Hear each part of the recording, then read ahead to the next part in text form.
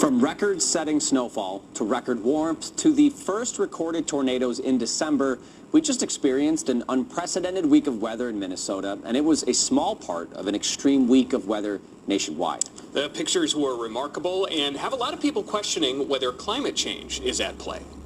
The chaos began just over a week ago on Friday night and Saturday morning when a powerful storm that brought us snow spun up 59 tornadoes, mainly across Arkansas, Tennessee, Missouri, and Kentucky. Several tornadoes traveled over 120 miles through multiple states, with winds estimated between 160 and 190 miles an hour. In Minnesota, up to 21 inches of snow fell. That was just east of St. Paul, while only an inch and a half fell in Big Lake, only 40 miles away.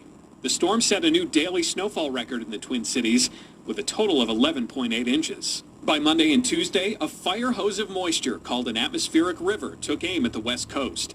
The Los Angeles basin experienced flooding and mudslides, while the Sierra Nevada mountains to the west received as much as 6 feet of snow.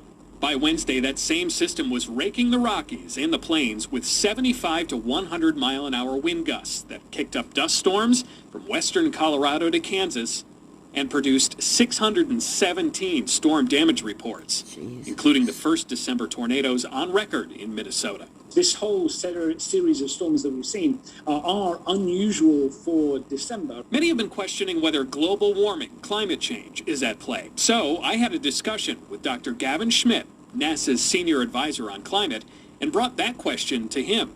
Has there never been a tornado in Minnesota in December before? Not in recorded history, but it's very hard to tell whether something like that is truly unprecedented or not. Obviously not a great sign. Right now we have, a warm Gulf of Mexico that's still warm, even though we're kind of moving into winter, and we have, these kind of Arctic air masses colliding. So that's an unusual situation. Without slashing global greenhouse gas emissions, the oceans and planet will continue to warm in the years to come. I asked if that will lead to conditions that are more favorable, more often, for tornadoes. We are very interested, obviously, in seeing how those environments are being nudged by climate change. I'm not sure it's the dominant feature, but some of those other things that you mentioned, the intense rainfalls, the atmospheric rivers, the anomalous heat, all of those things do have quite a clear climate fingerprint. I spent about 15 minutes with Dr. Schmidt discussing how we're getting better at attributing specific weather events to climate change, why NASA, the space agency, tracks Earth's climate at all, and